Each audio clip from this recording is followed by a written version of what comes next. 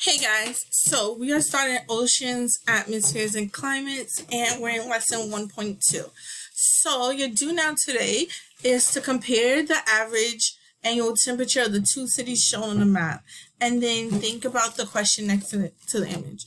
So if we're looking at Alaska, the average temperature is about 3 degrees Celsius, which is 37 degrees Fahrenheit. And if we look at New Zealand, the average temperature is 11 degrees Celsius, which we know is 54 degrees Fahrenheit. So I want you guys to think about what ideas do you have that makes Anchorage, Alaska cooler than Christchurch, New Zealand.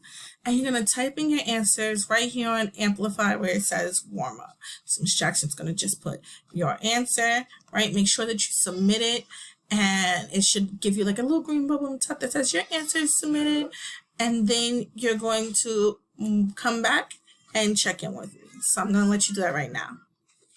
Okay, so welcome back. Ms. Jackson just going to move herself over here. I realized I was in the way for some of you guys, so you didn't see what I did over here. Christchurch is right here. So now that you've got down your initial ideas, right, we talked about how we can probably think of somewhere really warm, really cold, right? So for example, if I'm thinking about Antarctica, right, we know from all the videos we've seen pictures that Antarctica is pretty cold. And if I was thinking about like the desert, like Sahara Desert, we know that that's a really warm place. But have we ever thought about what determines the air temperature of a place? Like how does it figure out if it's warm, if it's cold? What makes that happen?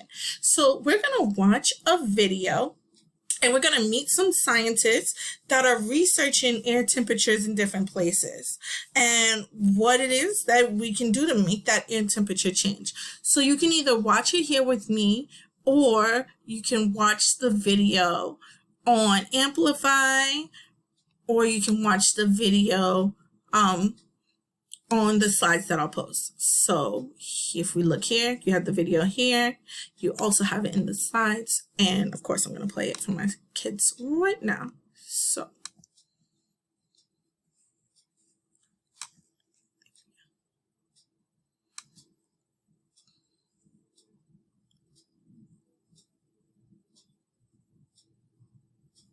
Oh, we're waiting. There. I'm Marty Hurling. I'm a climate scientist at the National Oceanic and Atmospheric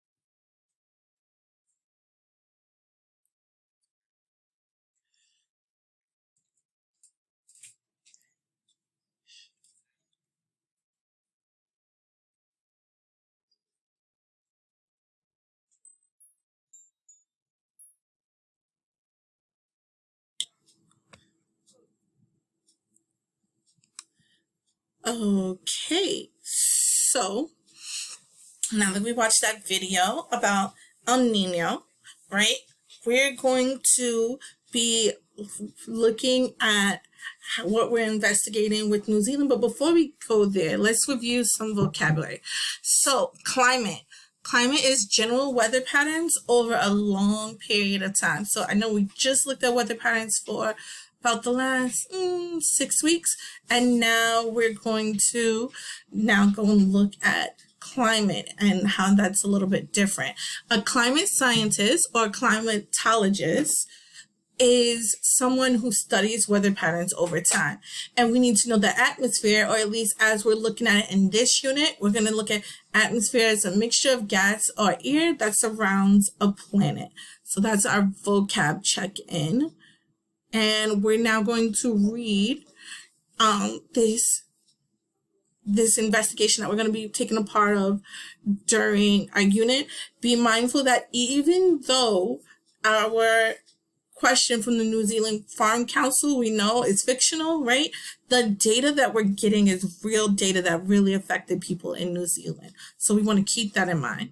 So Kira Patara, right, the director of our New Zealand Farm Council, wrote to you guys, and she said, I am the director of the New Zealand Farm Council. Our organization represents farmers in the surrounding Christchurch. Every few years, we notice climate changes that affect the crops. During El Nino years, the air temperature is much cooler than usual, and we would like to learn why. So the farmers are better prepared for these temperature changes. We're asking you, our student climatologists, to conduct some research on what determines Christchurch air temperature, especially why it decreases during El Nino. Looking forward to working with you and hearing what you find out, Carrie. Right, so this is what we're going to be looking at for the next couple of weeks. We are going to be investigating what's going on with the climate during these El Nino years. So, hold on, I did something. Okay, here we go. So, we are going to be looking at New Zealand. And as you see, New Zealand is this group of 2 islands down here, right? And it is a location, it is a country located to the south of Australia, and it's in the southwestern Pacific. If we see, there are 2 main islands in New Zealand, and the one that we're going to be focusing on is Christchurch. Okay, so what we're going to be looking at is why during the El Nino years, why is Christchurch, New Zealand, air temperature much cooler than usual? So we are going to, in this unit, be investigating the air right above the surface, right? Once again, we're not going to be looking at higher in the atmosphere. So we're just going to be looking at the air right over the surface of our oceans and our land. So I want you guys to think about why it might be cooler, and you're going to put your ideas in a discussion post. So, like we all normally do on Google Classroom, I want you to write in your ideas on the post. I'm going to show you how to do that right now. Okay. So we're going to go and post our ideas right here in our discussion board. So if I'm looking, it says Miss Jackson's initial ideas, right? Write your initial ideas during El Nino. It's going to look a little bit different for you guys. I know it's normally like a little pocket over here in the corner, and you're going to write your ideas. Miss Jackson's just going to write hers down here in class comments because mine doesn't look like a child's page. So, right, I might say, I think that what changes the temperature